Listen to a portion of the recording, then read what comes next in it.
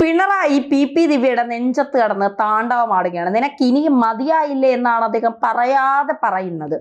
അതായത് പി ദിവ്യയുടെ ഒരു പോസ്റ്റ് ഇന്നലെ വന്ന്, പി ദിവ്യക്ക് വെറുതെ വീട്ടിലിരിപ്പാണല്ലോ പണി, പ്രത്യേകിച്ച് വേറെ പണിയൊന്നുമില്ലല്ലോ, വേറ്റ പണികൾ അവർക്ക് അറിഞ്ഞും കൂടാ. ജനങ്ങളെ സേവിക്കുക എന്നൊക്കെ ഉള്ളത് എന്താണെന്ന് പോലും ആ പെണ്ണുമ്പിള്ളക്ക് അറിയാമോ എന്ന് അറിയില്ല. എന്തായാലും അതവിടെ നിൽക്കട്ടെ. പിന്നെ മറ്റൊരു കാര്യം കൃത്യമായിട്ട് അറിയാം, നാവ് കൊണ്ട് ആരെങ്കിലും ഒക്കെ ഷോ കാണിച്ച്, വെറും പട്ടി ഷോ കാണിച്ച് ആളുകളെ ഇല്ലാതാക്കാൻ തീർക്കാനും ഒക്കെ അറിയാം. ആരെങ്കിലും ഒക്കെ ഭർത്താക്കന്മാരെയോ അച്ഛന്മാരെയോ ഒക്കെ തീർക്കാൻ അവർക്കറിയാം, അല്ലാതെ മറ്റു പണികളൊന്നും അറിയില്ല. അതുകൊണ്ട് കഴിഞ്ഞ ദിവസം ശ്രീലേഖ തിരുവനന്തപുരം വട്ടിയൂർക്കാവ് MLA പ്രശാന്തിന്റെ അടുത്ത് വിളിച്ചിട്ട് പറഞ്ഞു, എനിക്ക് കൗൺസിലറിന് ഓഫീസിൽ MLA ഓഫീസ് പിന്നെ വേണമെങ്കിൽ MLA ഹോസ്റ്റൽ വേണമെങ്കിൽ ഓഫീസ് ഉണ്ടാകും, അപ്പൊ നിങ്ങൾക്ക് ആ സമയം കഴിയുമ്പോൾ എനിക്കൊന്ന് ഒഴിഞ്ഞു തരുമോ എന്ന് ചോദിച്ചു. അപ്പോൾ പ്രശാന്ത് പറഞ്ഞു അത് പറ്റില്ല, അതൊന്നും നടക്കില്ല, ആനയാണ് ചേനയാണെന്നൊക്കെ പറഞ്ഞിട്ട് പ്രശാന്ത് നാടാവാൻ വേണ്ടി മാധ്യമങ്ങൾക്ക് ഇത് ചോർത്തി കൊടുത്തു. എന്നിട്ട് പറഞ്ഞു അഹങ്കാരം ധാർഷ്ട്യമൊക്കെ കാണിച്ചുകൊണ്ട് കൗൺസിലറുടെ അഹങ്കാരം ഇതാണെന്നൊക്കെ പറഞ്ഞു, DGP കളിക്കരുത് BJPയുടെ എന്നൊക്കെ പറഞ്ഞ് പിന്നെ CPM ഉറഞ്ഞു തുള്ളി. കടകംപള്ളി വരുന്നു, രാജേഷ് വരുന്നു, ശിവൻകുട്ടി വരുന്നു, ശ്രീലേഖയുടെ നെഞ്ചത്ത് കയറി താണ്ടാടാന്ന് പറഞ്ഞു. ശ്രീലേഖ മാധ്യമങ്ങളെല്ലാം കൂടെ ചെന്ന് ഇങ്ങനെയൊക്കെ പറഞ്ഞെന്ന് കേൾക്കുന്നല്ലോ, എന്താണെന്ന് പറഞ്ഞ് മാധ്യമങ്ങൾ വിചാരിച്ച് ഇപ്പൊ അങ്ങ് BJP അങ്ങ് തേച്ചൊട്ടിച്ച് കളയുന്നു. ശ്രീലേഖ മാധ്യമങ്ങളെ വിളിച്ചുകൊണ്ട് നേരെ പ്രശാന്തിന്റെ അടുത്ത് പോയിട്ട്, മോനെ ഞാൻ എന്താണ് പറഞ്ഞത്, മോന്റെ ആ കോൾ റെക്കോർഡിംഗ് ഉണ്ടല്ലോ അതൊന്ന് ഇവർക്ക് കേൾപ്പിച്ചു കൊടുത്തേ, ഇവരൊന്ന് കേൾക്കട്ടെ എന്ന് പറഞ്ഞു. പ്രശാന്ത് അതേ കണ്ണ് തള്ളി നിൽക്കുന്നു, ചമ്മി നാറി നാണം കെട്ടു. കാരണം പ്രശാന്തിന് അറിയാലോ ശ്രീലേഖ എന്താണ് പറഞ്ഞത്. ഞാൻ എൻ്റെ മോനെ പോലെ കാണുന്ന ഒരാളാണ്, മോനേന്ന് വിളിച്ച് അവർ ചേർത്ത് പിടിച്ചതൊക്കെ പ്രശാന്ത് ഫ്ലാറ്റ്, ഒന്നും ചെയ്യാൻ കഴിയാത്തൊരവസ്ഥ. അപ്പോ ഇവർ ചിന്തിച്ചു വെച്ചതെല്ലാം തിരിഞ്ഞു കൊത്തുന്ന അവസ്ഥ. ഇപ്പൊ കേൾക്കുന്നത് പ്രശാന്തിന് 300 സ്ക്വയർ ഫീറ്റ് സ്ഥലം അല്ലെങ്കിൽ മുറി വെറും 782 രൂപയ്ക്കാണ് ഒരു മാസം വാടകയ്ക്ക് കൊടുത്തിരിക്കുന്നത്. 24,168 രൂപയാണ് പ്രതിമാസം വാടക ഇനത്തിൽ കിട്ടേണ്ടത്. അതിന് വരെ കിട്ടിക്കൊണ്ടിരുന്നത് 872 രൂപയാണ്. 14 ലക്ഷം രൂപയുടെ തട്ടിപ്പ് നടത്തിയെന്നൊക്കെ കേൾക്കുന്നുണ്ട്. അതായത് 14 ലക്ഷം രൂപയാണ് കോർപ്പറേഷന് കിട്ടേണ്ടത്. ആ പൈസ സ്വാഹ. കാരണം 5 കൊല്ലം മേയർ ഊട്ടിയാണല്ലോ അവിടുത്തെ ആര്യ രാജേന്ദ്രൻ. മേയറൊട്ടി ഭരിച്ച് കുളം തോണ്ടി മൊത്തവും കൊണ്ടുവന്ന് BJPക്കാരുടെ കയ്യിൽ കൊടുത്തു. CPM അടപടലം തേഞ്ഞ് തിരുവനന്തപുരത്ത്. എന്നിട്ട് നേരെ ഞാൻ ടാറ്റ ബൈ ബൈ പറഞ്ഞ് ഇവിടെ നിന്ന് ആളുകൾ വളഞ്ഞിട്ട് അടിക്കും, CPM-മാർ തന്നെ വേണമെങ്കിൽ അടിക്കും.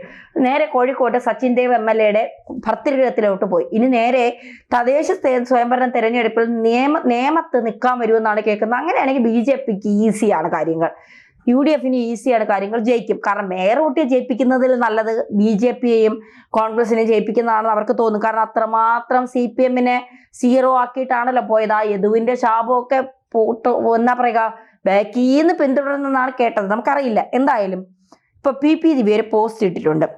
അങ്ങാടിയിൽ തോറ്റേന് അമ്മയുടെ നെഞ്ചത്ത്. കോർപ്പറേഷൻ മേയർ സ്ഥാനം കിട്ടാതെ വന്നപ്പോൾ കോർപ്പറേഷൻ കൗൺസിലർ ശ്രീലേഖയുടെ പരാക്രമം വട്ടിയൂർക്കാവ് MLA-യോട്. കുടിയൊഴിപ്പിക്കാൻ ഇറങ്ങിയ ജന്മി തമ്പുരാട്ടിക്ക് നേരം വെളുക്കാത്തതാണ് പ്രശ്നം. ഇങ്ങനെയായിരുന്നു ദിവ്യയുടെ പോസ്റ്റ്. ജന്മി തമ്പുരാട്ടി എന്നൊക്കെ വിളിച്ചുകൊണ്ട് ഇവർക്ക് അങ്ങനെയാണല്ലോ, ചില ആളുകളെ കാണുമ്പോൾ ഇവർക്ക് വല്ലാത്തൊരു ചൊറിച്ചിൽ വരും. അങ്ങ് നന്നായിട്ട് കയറി മാന്താന്ന് വിചാരിക്കാം.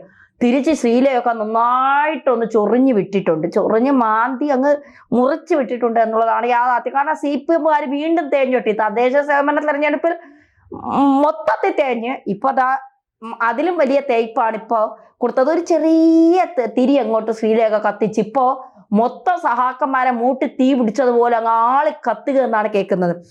ഇതൊന്നും അല്ല വിഷയം, ഇതിന് വന്ന കമന്റാണ് വിഷയം. കമന്റ് നമുക്കൊന്ന് നോക്കാം. കൊന്നില്ലല്ലോ, റൂം മാറിത്തരാനല്ലേ സഹാവെ പറഞ്ഞോളൂ, ക്ഷമി. അമ്മയുടെ നെഞ്ചത്ത് കയറിയാലും കുഴപ്പമില്ല, സ്വന്തക്കാർ അല്ലാത്ത ADM-ന്റെ നെഞ്ചത്ത് കയറാതിരുന്നാൽ മതി. അത് കണ്ണൂര് കാണുന്നുണ്ട്. വടകരയിൽ RJD ബാർഡ് അംഗത്തിന് വീട്ടിൽ കിടന്ന് ഉറങ്ങാൻ പറ്റുന്നില്ല. കൂടുതൽ ഡെക്കറേഷൻ ഒന്നും വേണ്ട സഹാക്കളെ. ശ്രീലേഖ IPS തുറന്നു കാട്ടിയത് തിരുവനന്തപുരം കോർപ്പറേഷനിൽ പാവപ്പെട്ട ജനങ്ങൾ നൽകുന്ന നികുതിപ്പണം എങ്ങനെ സഹാക്കൾ കട്ടുകൊണ്ടുപോകുന്നു എന്നതാണ്.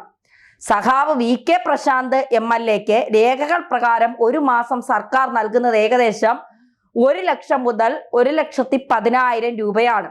70,000 രൂപയാണ് മണ്ഡലം office allowance, phone information, sumptuary allowance, fixed allowance എല്ലാം ചേർത്ത് പ്രതിമാസം ലഭിക്കുന്നത് ഇതിനൊപ്പം 20,000 രൂപ മിനിമം TA ആയാലും ലഭിക്കുന്നുണ്ട്.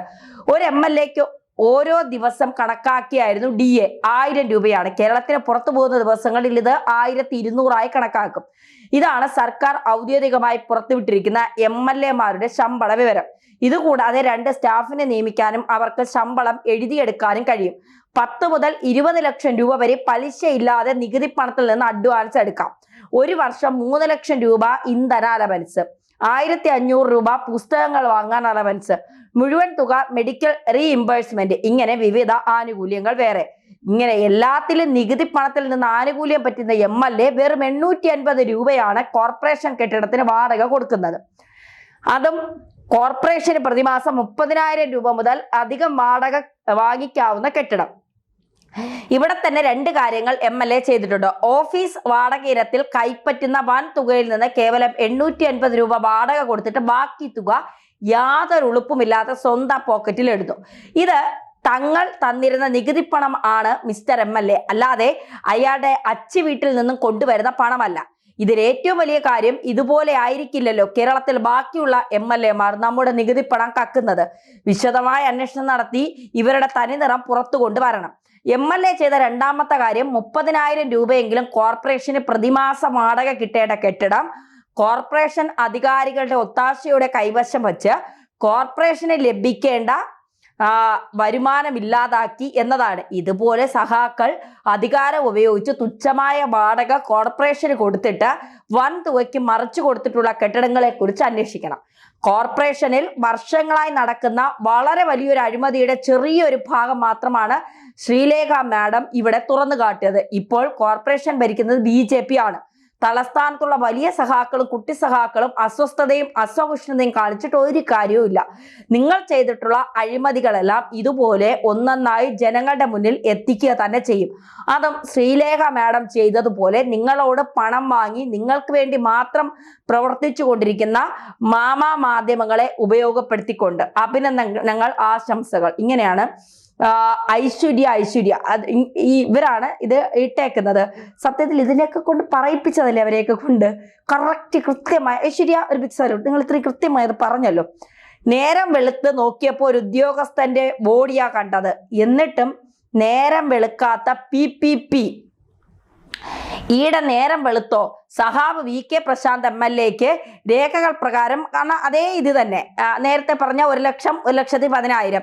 ഇവരുടെ കയ്യിൽ എന്തായാലും ആരുടെയും ചോരക്കറയില്ല. ആരുടെയെങ്കിലും കുടുംബത്തിന്റെ ശാപവും അവർ പേറുന്നില്ല. വിളിക്കാത്തിടത്ത് വലിഞ്ഞു കയറി ചെന്ന് അപവാദവും പരദൂഷണവും പറഞ്ഞ് ആരെയും വേദനിപ്പിച്ചതായും അറിവില്ല. ഇതൊക്കെ ചെയ്തവർ ഇന്ന് ആർക്കു വേണ്ടിയോ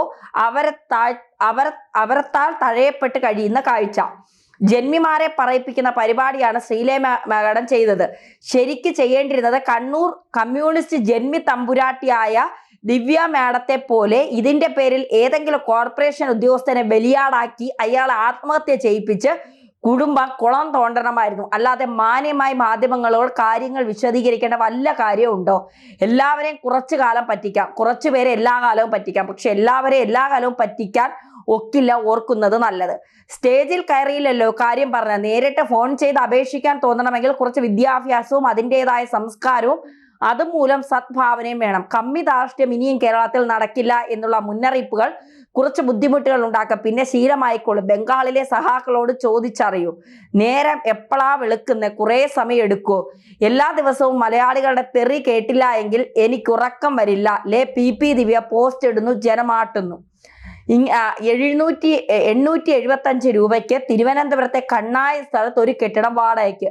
തിരുവനന്തപുരം കോർപ്പറേഷനിൽ ആദ്യത്തെ അഴിമതി തുറന്നു കാട്ടിയ കൗൺസിലർ ശ്രീലേഖയ്ക്ക് അഭിനന്ദനങ്ങൾ. ഇങ്ങനെയാണ് വരുന്നത്. MLA വാടക ഇനത്തിൽ ഗവൺമെന്റിൽ നിന്ന് കൈപ്പറ്റുന്നത് മാസം 25,000 രൂപ, വാടക കൊടുക്കുന്നത് 800 രൂപയും. അതായത് മാസം 24,200 രൂപ വച്ച് MLA-യുടെ പോക്കറ്റിലേക്ക് പോകുന്നു. അതായത് കഴിഞ്ഞ 4.25 വർഷം കൊണ്ട് പുള്ളി ഈ ഇനത്തിൽ അടിച്ചു മാറ്റിയത് 14 ലക്ഷം രൂപയോളം. അവനവൻ കുഴിച്ച കുഴിയിൽ അവനവൻ തന്നെ വീണു. എന്താ അല്ലേ? ഇങ്ങനെയാണ്. പോയി പണി നോക്ക് പെണ്ണുപിള്ളേ, ശ്രീലേഖ പറഞ്ഞതാണ് ശരി. അവരുടെ മാപ്പറകളോടുള്ള സംസാരം കണ്ടോ? PP ദിവ്യത കണ്ടുപിടിക്ക്. നിങ്ങൾ മൊത്തത്തിൽ അഹങ്കാരികളാണ്. അവർ പഠിച്ച IAS ആയ ഒരു ഉദ്യോഗസ്ഥയാണ്. നീയോ ഒരു കുടുംബം തന്നെ ഇല്ലാതാക്കിയവളല്ലേ? ഭരണത്തിലുള്ളവർ കൊണ്ട് മാത്രമാണ് നീ ഇപ്പോൾ ചിലയ്ക്കുന്നത്, അല്ലെങ്കിൽ നീ ഇന്ന് അഴിക്കുള്ളിലായനെ. ഇങ്ങനെ പോകുന്ന കമന്റുകൾ ഇനി വായിച്ചാൽ പി ദിവ്യ ചിലപ്പോൾ എന്തെങ്കിലും കടുങ്കൈ ചെയ്യുമോ എന്നുള്ള പേടിയുണ്ട്, വായിക്കുന്നില്ല. കാരണം സത്യങ്ങൾ മുഴുവൻ ജനങ്ങൾ അറിഞ്ഞു പി ദിവ്യയെ. ഇനി പോസ്റ്റ് ഇട്ട ആളായിട്ടൊന്നും കാര്യമില്ല, രക്ഷയില്ല. ഇനി നിങ്ങൾക്ക് സഹാർത്ഥികൾക്കൊന്നും രക്ഷയില്ല. ഇനി ആ കൂടെ രക്ഷയുള്ളത് ശൈലജ ടീച്ചർക്ക് മാത്രമാണ്. അവരെ കൊണ്ട് കേരളത്തിലെ ജനങ്ങൾക്ക് ഉപയോഗമല്ലാതെ ഉപദ്രവമൊന്നും ഉണ്ടായിട്ടില്ല. അതുകൊണ്ട് കുറച്ച് നാളത്തേക്ക് നിയമസഭാ തിരഞ്ഞെടുപ്പ് കഴിയുന്നതുവരെ അടച്ചു വെച്ചില്ലെങ്കിൽ ഓരോ കൗൺസിലർമാരും ഇതുപോലെ തലസ്ഥാനത്ത് അഴിമതി മുഴുവൻ പൊക്കിക്കൊണ്ടുവരും. ദിവ്യ പോസ്റ്റ് ഇടും, ദിവ്യയുടെ നെഞ്ചത്ത് കയറി അവർ താണ്ഡവമാടും. പിന്നെ പിണറായി അതിലും വലിയ താണ്ഡവം വീണ്ടും ആടും. അതുകൊണ്ട് ഉണ്ടായിരിക്കുന്നതല്ലേ നല്ലത്. കൂടുതൽ വാർത്തകളും വിശേഷങ്ങളും നിങ്ങളിലേക്ക് എത്താൻ ABC മലയാളം സബ്സ്ക്രൈബ് ചെയ്യുക, ബെൽ ബട്ടണും അമർത്തുക.